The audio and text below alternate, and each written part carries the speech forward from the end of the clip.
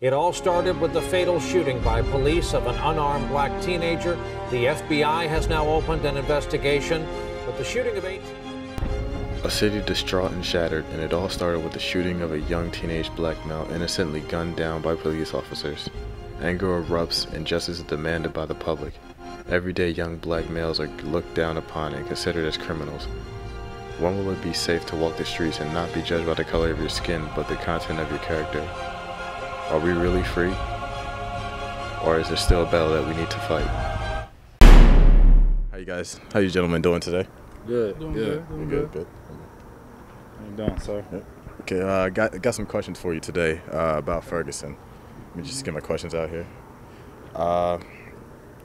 What can you tell me about the situation in Ferguson right now? For me,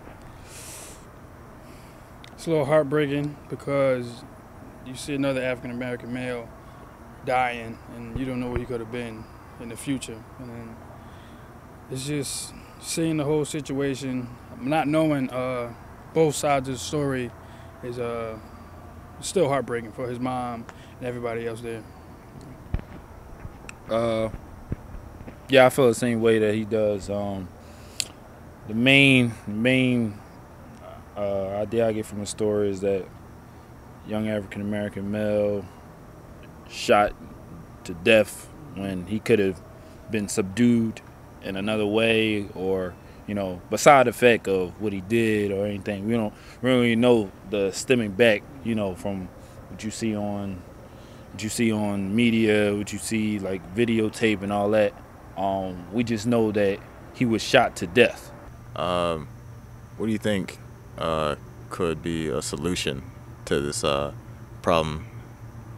I think there's multiple problems, and one solution isn't going to fix it. On the one hand, we have police brutality, which is something that has been a major issue, I think, all around the country, even more prevalent in the past couple of months or so, where police are just taking things into their own hands by just shooting people off and not really asking questions. And then you have racism, which is something that applies to Michael Brown, and something that applied to Trayvon Martin and everything else. And it's like police have all this power and they abuse it, and when they are Caucasian cops or police or whatever you want to call them, it becomes even more serious. So I guess a solution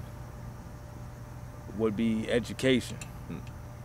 Education on many fronts. Education from police to general bystanders like you and me, informing us what the policies are and when they are to draw a gun and when they are not to draw a gun, and what word am I looking for? What is the criteria needed for them to draw a gun and shoot somebody? Do you think racism is dead? I don't think racism will ever be dead. I think just like any topic,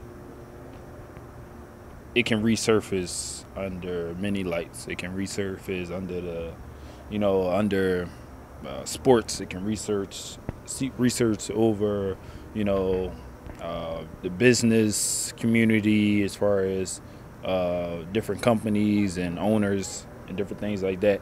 I don't think the concept of racism, the idea of racism, and it as a whole will ever be dead, only because the idea that racism is taught. For me, like he said, racism isn't dead. It's just, it's not as open that it usually was. Because back in the day, they would say all types of racial slurs to your face. Now it's more like, okay, I'm going to say this, but you're not going to know what I'm saying. It's racist, but you don't know what I'm going to say. Racism is even more prevalent than it was in the 1950s and 1960s and some odd centuries before that, because it's not obvious anymore. And that might not make sense and it might sound ironic, but because racism isn't obvious, it's harder to catch, but it's just as strong. So back in the day, it was slavery.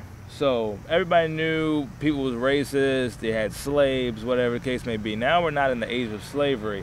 Now it's what you would call the main proponent, in my opinion, which is white privilege. So that's something that when I talk to a lot of Caucasian Americans, they don't really understand and they don't think exists.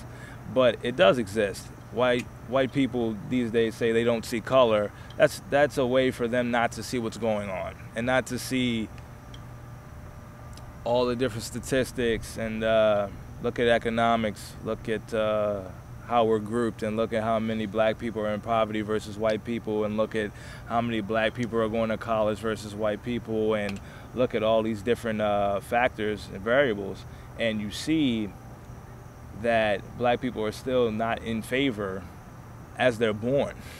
So as we are born, we're judged. And I think every day of my life, I have been judged just by the color of my skin. I walk around and people look at me, black and white people, they look at me and they make assumptions, they make stereotypes. They say, oh, he must be violent, oh, he must be mean, or whatever the case may be. And I think whoever says that racism is dead is very naive, and they need to wake up, because it affects me every day. And you see, it affects a lot of us every day.